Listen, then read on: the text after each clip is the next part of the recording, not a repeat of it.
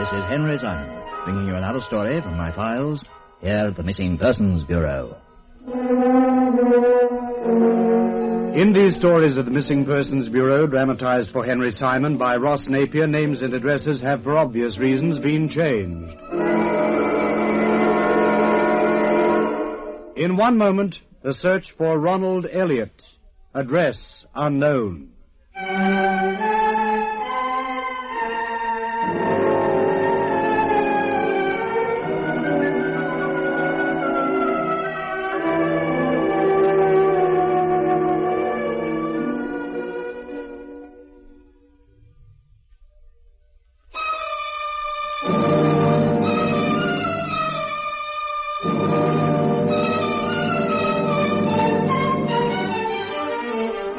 And here again is Henry Simon. In the past 10 years, much has been written concerning the rapid decline of the post-war generation. This stems largely, of course, from the increase in juvenile delinquency and the emergence of various youth cults, teddy boys and so on. The main questions that have arisen seem to be, firstly, how has this come about? And secondly, who is to blame? Numerous self-appointed spokesmen of the post-war generation place the responsibility fairly and squarely upon the shoulders of the parent generation. And the parent generation, in its turn, falls back on the war. My own view is that civilization itself is at fault, and that both generations are merely victims of its perversity. Such is the theme of the story which I'm about to relate. The story of a young man who was born with a chip on his shoulder, the weight of which proved almost too heavy to bear.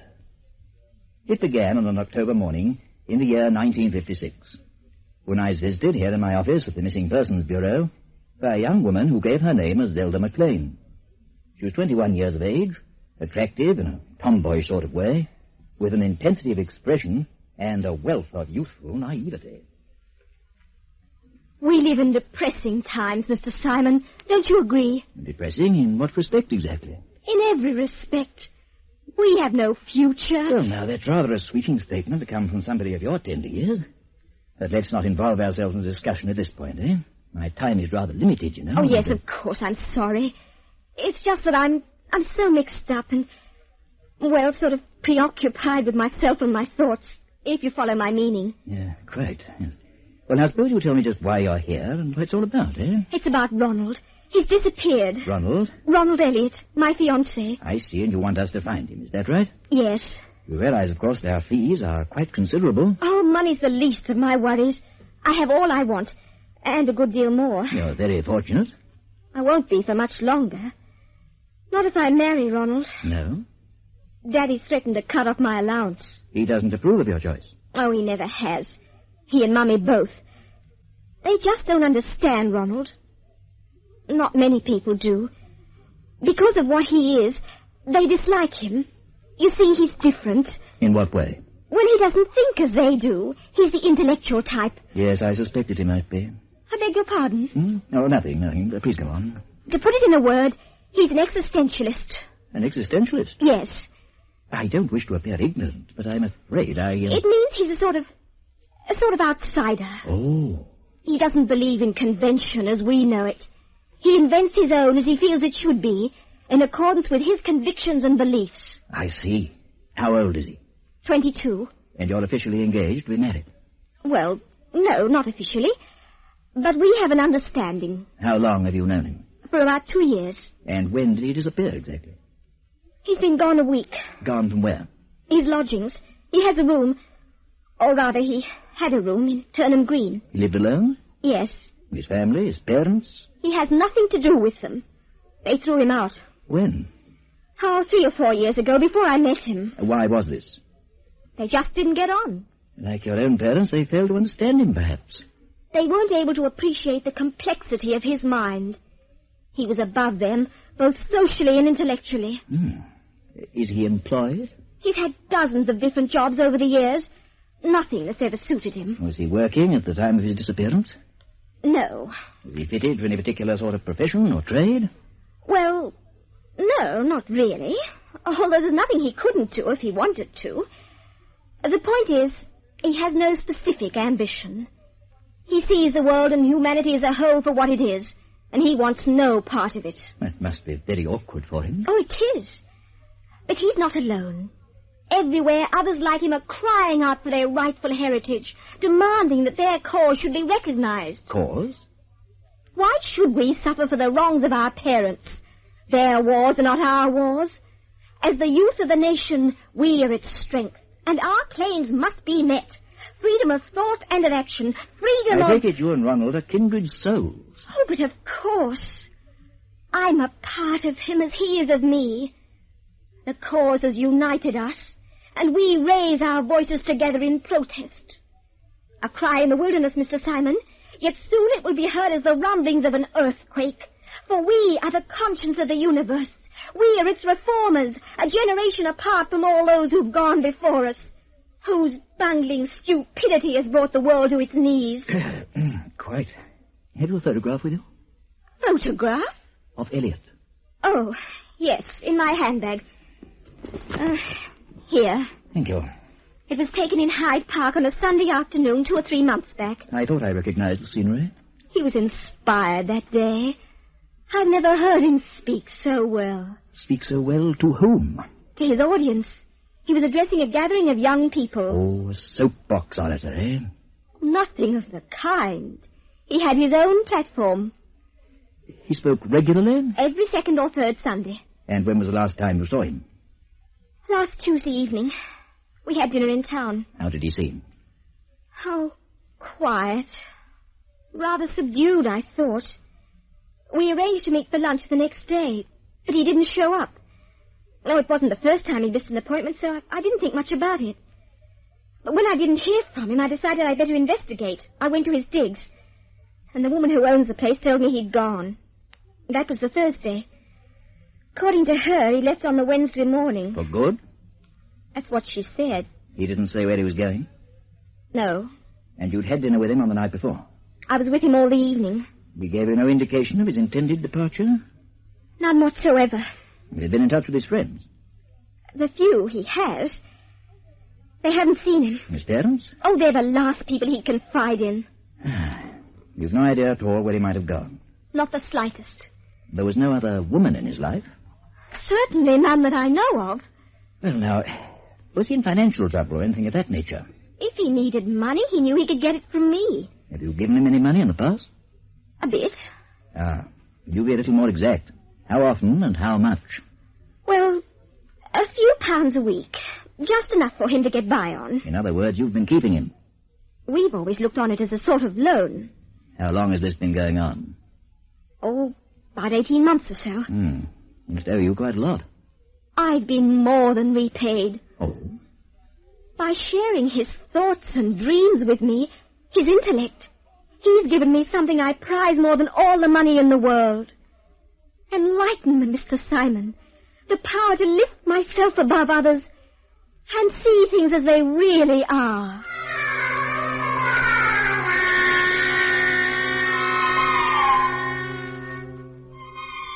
Hold it, Chief, now hold it. Could I have that word again, syllable by syllable? Existentialist.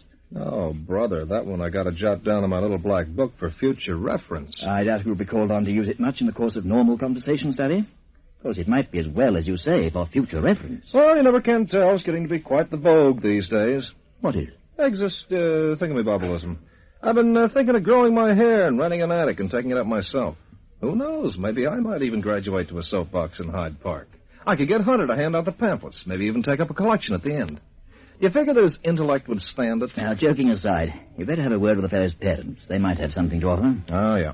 I've got their address here somewhere. Oh, yes, here it is. It's 57 Portland Road, Chalk Farm.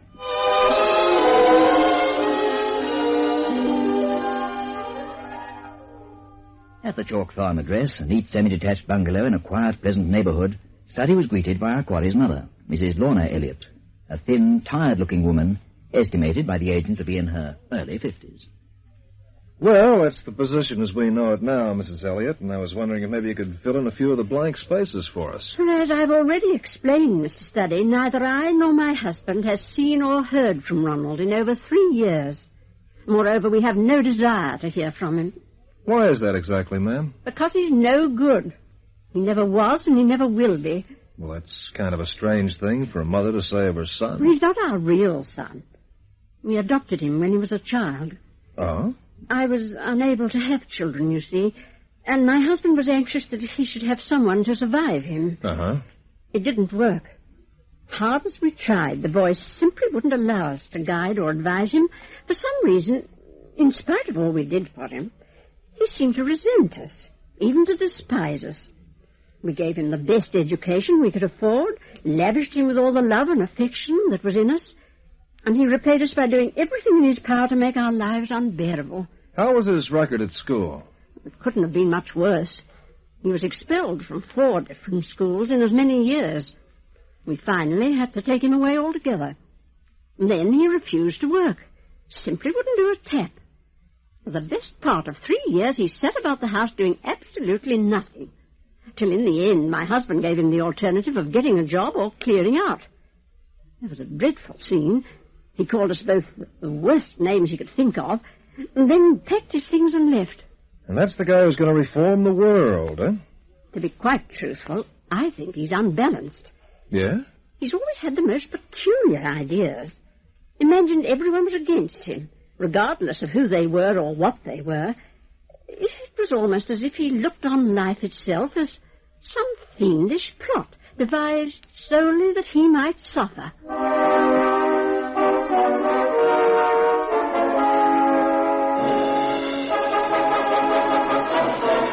Henry Simon returns to continue this story in just a moment. And here again is Henry Simon.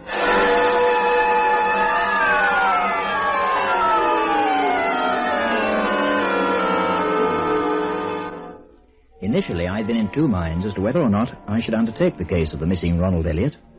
Our client was obviously a highly impressionable young lady who had allowed her thinking to be dominated by a badly adjusted, rebellious upstart.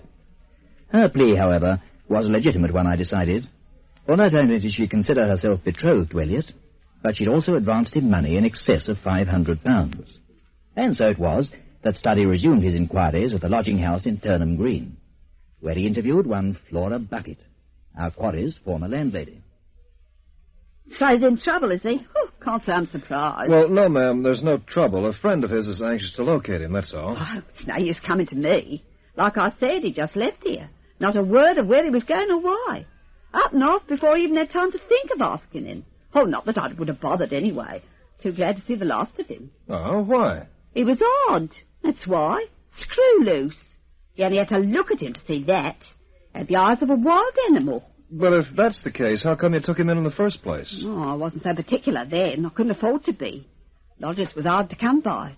But I swear there were times he fair put the wind up me. How do you mean? Well, the way he looked and things he said. Such as? There was no making sense of them, just words. Whenever I asked him what he was talking about, he'd laugh at me. You and me, Mrs. B, he'd say, we live in 2 different worlds. What's so frightening about that? It was the way he said it. Like he was some kind of being from another planet. I used to get his breakfast for him every morning, and from the time he sat down to the table till the time he got up again, he'd ramble on about how he was all headed for destruction. That kind of muck. And all them books he used to buy. The books? His room was so full of them, the door wouldn't open proper. Not ordinary books. Sort of, well, I don't know how you describe them. Most of them had titles about half a mile long. Weird stuff you couldn't make head nor tail of. I glanced through a few of them when I was cleaning out. Well, they might have been written in a foreign language for all I could make of them. Where'd they come from? Any idea? He bought them. New? No, second-hand mostly. A little place down the street, Gullies. He was always in there, ferreting around. Never went in, but he didn't come out with his arms stacked full of them. Then he'd lock himself in his room and read for days on end without budging. Sometimes his light was on through the night. Oh, talk about a bookworm. When he left here, did he take them all with him? No. Now, that's the strangest part of it. Before he went, he carted the lot downstairs and dumped them in the backyard. Oh, there must have been a couple of 100. Yeah? Then, calm as you please, he put a match to 'em, made himself a bonfire.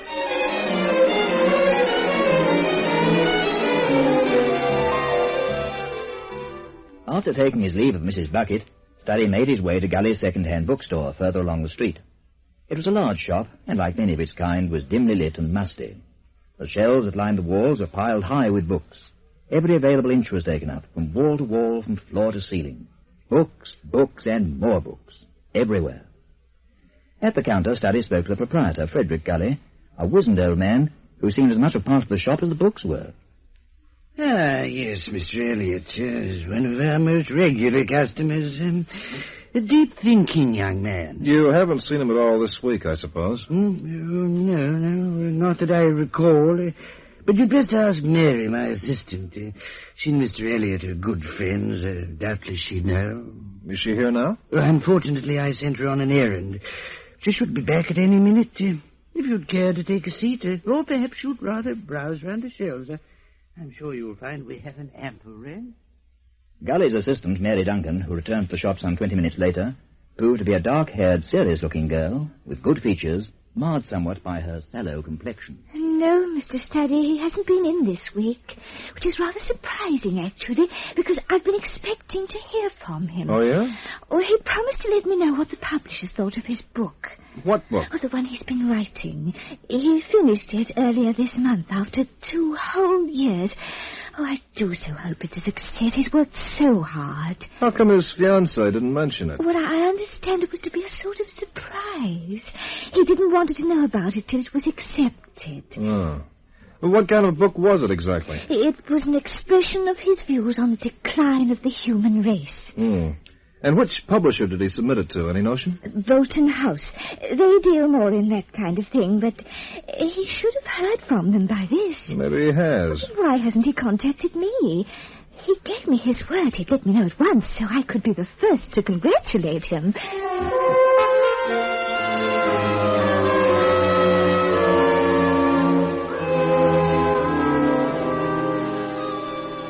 At the Piccadilly offices of Bolton House, a well-known London publishing firm, Study was referred to one James Hibble of the editing staff. Elliot? Oh, yes, of course. He brought the manuscript in to me himself. Had an introduction from one of my associates. Oh, and what was the verdict? Not good, I'm afraid. Oh, it had merit of an obscure kind, but to begin with, it was far from original. At least 50% of his thoughts were directly inspired by the writings of Nicholas Ferrar. And those that weren't came from Swedenborg, Kierkegaard, Shaw, and a dozen others. In one particular spot, a whole passage was taken word for word from Boehmer. Oh, no, Mr. Study, I'm afraid our young friend, although obviously an ardent consumer of profound works, has little to offer the world. Apart from his borrowing, he's far too destructive, immaturely so, to make his presence felt. You follow? Well, I get the general idea. Too many gripes and nothing to gripe about. Exactly. Perhaps in 20 years' time, when he's lived a little more, when his head's a trifle clearer and maturity has clarified his thinking, perhaps then he'll try again. I take it you rejected the book, huh? Outright. The manuscript was returned to him last week. Yeah, that figures. And you haven't heard from him since, I guess? No. Well, I won't take up any more of your time, Mr. Hibble. Thanks a lot.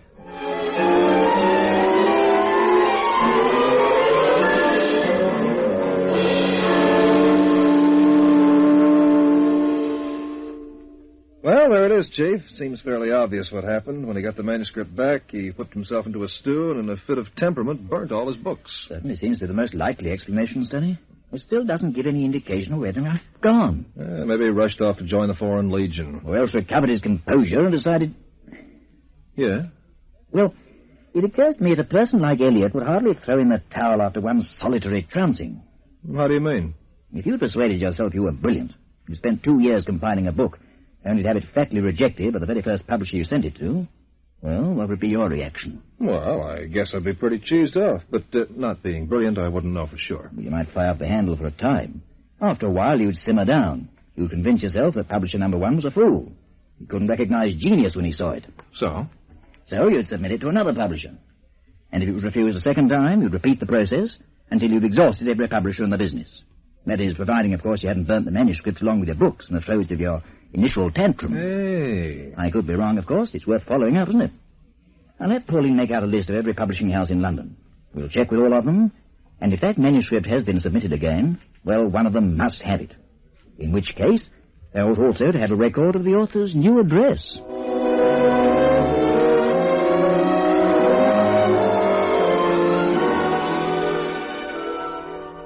It was simple enough to obtain a list of the various London publishing firms, and it was just as simple, although somewhat more arduous, to check with each one in turn. This latter task, of course, was Study's, and it consisted of 11 separate phone calls, which he made the following morning, working through the list in alphabetical order until he found himself talking to a certain Irwin Cropton of the Randolph Press, who more than justified his diligence. Ronald Elliot, you say? Yeah, that's the name. What was it you wished to know about him exactly? Well, first and foremost, whether he submitted a manuscript to you in the past week. We did receive a manuscript from a writer of that name, yes. As a matter of fact, I have it here on my desk now. But, well, where can he be contacted? Can you tell me? Just hold the line a moment. I'll check. Oh, thanks. Bullseye, Chief. We hit it right in the nose. Splendid. Picking up the address now. Hello? Yeah? It was written on the cover sheet, 17 Gilbraith Road, Northwest 6. 40 minutes later, Study alighted from a cab at the entrance to number 17 Gilbraith Road in the Kilburn area. A lodging house had offered bed and breakfast to all comers. It stood between a butcher's shop and the shell of a bombed-out slum dwelling. At the front door, he was informed by a plumpish woman in an apron that a Mr. Ronald Elliot had taken up residence in the establishment on the previous Thursday, which coincided with his departure from Turnham Green. Accordingly, she directed the agent to a room on the 3rd floor.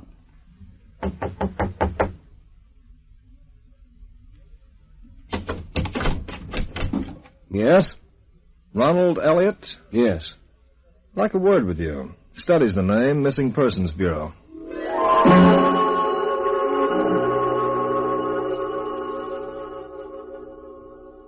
He was tall and thin, with a long, sloping forehead and round shoulders which reduced his height by several inches. His hair was ruffled, he was unshaven, and his sunken eyes were red with strain. In silence, he listened as Study explained why he'd come and who had sent him. Then he smiled curiously, smoothing out the folds in his grey turtleneck jumper, and replying, "That's the basic trouble with women, Mr. Study. They don't know when they're well off." Well off or otherwise, Miss McLean's under the impression that you and she are engaged to be married. Furthermore, her bank balance is showing a deficit of nearly £600. Dough she lent to you in preference to putting it towards her trousseau. She'll get it back in time. When your book sells, maybe? Perhaps. What made you run out on her? I needed a change of scenery. You sure it wasn't because you were scared? Of what? Of being proved a fake, a bag of wind. Of having her find out you're not quite as brilliant as you painted yourself. You were banking on that book, weren't you? To justify your big talk, you needed something tangible to lean on. And the book was to be it. Zelda knew nothing about the book. Maybe not, but you'd have been quick enough to tell her if you'd sold it. Not that there's anything wrong in that. A guy has a right to show off to his girl, to get up on a soapbox and play kingpin, but you did more than that. You had her looking up to you like you were a god of some kind. You laid it on to such an extent, in fact, that you got yourself into a sweat wondering how long it'd take her to wake up to the act. To discover her knight in shining armor was nothing but a mirage, a barrel full of hot air. That his big talk came out of other people's mouths. Well, the ride's over, chum, let us face it. Your book is exactly what you are. A nobody. A nothing. Get out of here. Okay, I'm going. But if that prize intellect of yours is 1/10 as big as you like to pretend it is, you'll stop making like an outsider and come over on the inside for a change. That way, you might one day get to write a book of your own.